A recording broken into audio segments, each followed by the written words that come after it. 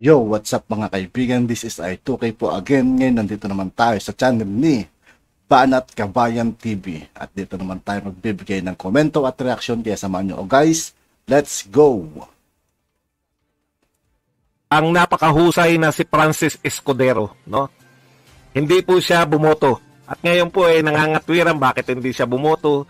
Alam mo, Francis Escudero, yes or no lang, ikaw ba ay pabor o hindi pabor sa Maharlika? No? Ito po yung mga taong talagang politikong-politiko. Bakit? Pwede ka naman mag-no eh. Di ba? Binabanatan niya yung Maharlika pero hindi siya nag-no. Hindi rin siya nag-yes. Bakit? Kasi nga, para anytime, pwede siyang sabihin, hindi ako sumang-ayon dyan. Alam mo yung mga taong ganyan. Kumbaga, ang datigan doon, parang play safe siya. Ayaw niyang, kumbaga, pag may nangyaring may maling decision, lilis siya. Ayaw niyang madamay.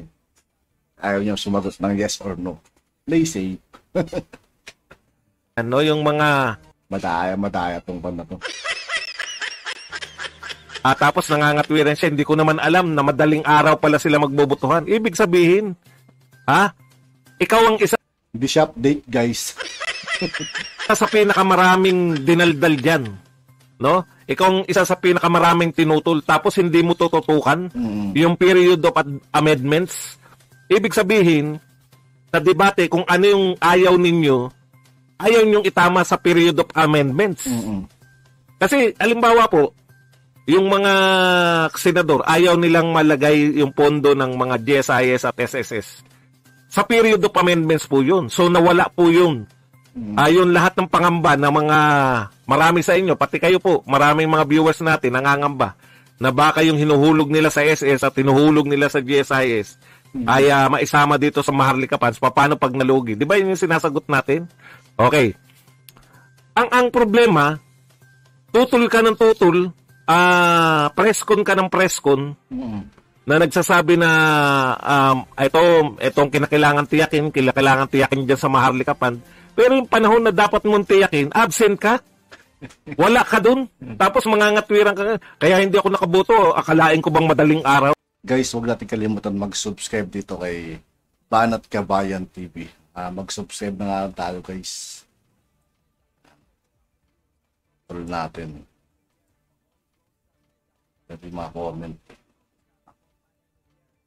Tampalos-tos din kasi. Tampalos-tos pala eh. Game guys, tuloy ulit natin. Ibig sabihin, nagtrabaho yung mga kapwa mo senador hanggang madaling araw para yung lahat ng kagustuhan nila na matanggal dun sa bill o mabago, pinagpilitan nila hanggang madaling araw. Tapos ikaw na isa sa pinakamaraming interview na hindi ka bumoto. Wala po akong walang pakialam yun. Sa mga taong walang paninindigan, no? Totoo. Okay lang yan na manindigan ka, ayaw namin yan. Dalawa lang po yung umayaw eh.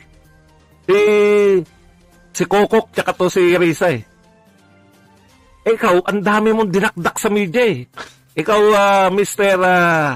Heart Evangelista. Dabay na daw. Basta tayo guys dito, nag-review lang tayo, nagbibigay tayo ng reaksyon. Wala naman tayong pinapatotohanan dito guys. Basta nagbibigay lang tayo ng komento at reaksyon. Bahala sila kung ano mo sinasabi nila rito. Basta nakikinig lang tayo guys. Magbigay tayo ng komento. At kahit paano may manalaman tayo kung ano man nangyayari sa Senado. O sa loob ng Malacanang. Napakarami mong dinaldal sa media. Tapos sa panahon na itinatama ng mga kapwa mo senador, yung mga gusto nila at ayaw dun sa Maharlika Bill, nasan ka? Yung problema tapos ngayon, mangangatwiran ka, bakit ka hindi bumoto? Sasabihin ko na sa'yo kung bakit hindi ka bumoto. Dahil masyado kang sigurista, ayaw mong mapasama kaila. Ayaw niyang madamay sa kapalpakan kung sakali mang ganun mangyari guys.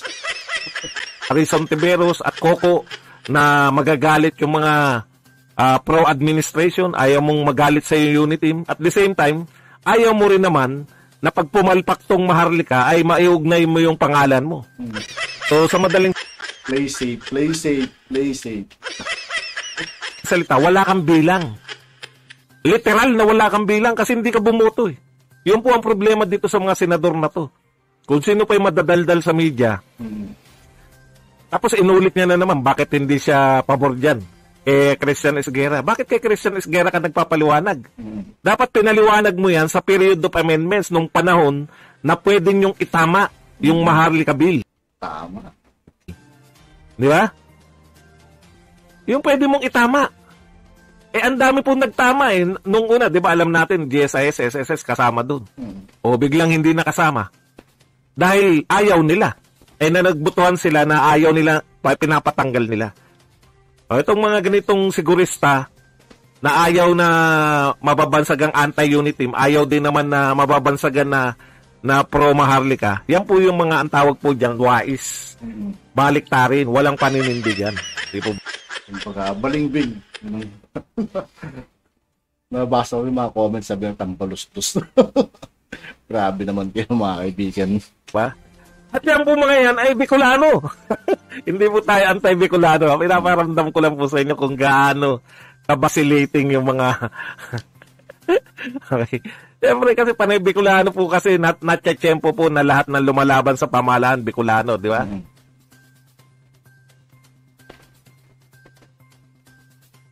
Ito naman po si Rowena Guanzon, Madam Rowena Guanzon.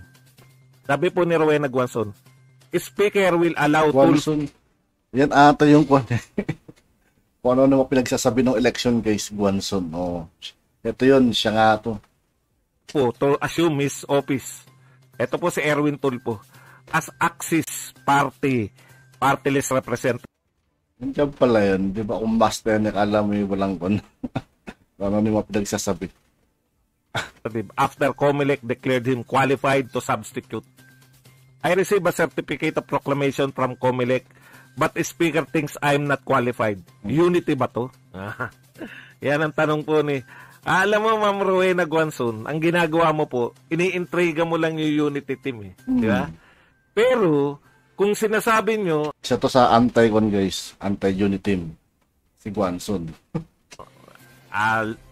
Kalat na kalat po sa social media na pinagmamalaki nyo na magaling po kayo. At ako po ay naniniwala na magaling kayong abogado. Pero bakit po, no? Etong sinasabi nyo na, kung totoo itong sinasabi nyo na kayo ay meron ng proclamation, certificate of proclamation galing sa COMELEC, bakit hindi nyo po maipaglaban na makaupo kayo? Bakit kinakantsawan nyo lang si Erwin Tulfo na uupo na? Bakit hindi nyo po maipaglaban? Magaling kayong abogado. Yun yung problema no? Nagmamagaling po tayo pagdating sa mga social media. Pero pagdating sa aktual na dapat nakaupo kayo, bakit hindi nyo po maipaglaban yung sarili nyo? Tanong lang po yun, no? Tanong lang. Kasi hindi ko po maintindihan kung bakit hindi nyo maipaglaban yung sarili ninyo. No? Sinasabi nyo si Erwin, uupo na, kayo hindi pa. Bakit nga hindi nyo po maipaglaban? Kung tama yan, sa inyo rin nagsimula, I received a certificate. Ngayon ko lang nalaman to na meron pala kayong certificate of proclamation. Ang tanong, bakit hindi kayo makaupo? Sa galing ninyong yan, hindi kayo paupuin na speaker, bakit hindi? Di ba? Okay. Ito pa po, ang mga tanong natin rito sa tanong ng mga dilawan at kakamping. Why is Subiri asking the people to give MIF scam a chance? It only proves that the Congress is not representing the will of the majority. O, Piloso Puntasio. Sinong may will of majority? Kayo? Kayong mga kakamping kat dilawan? Kayo yung may will of majority? Putot mo. Putot mo.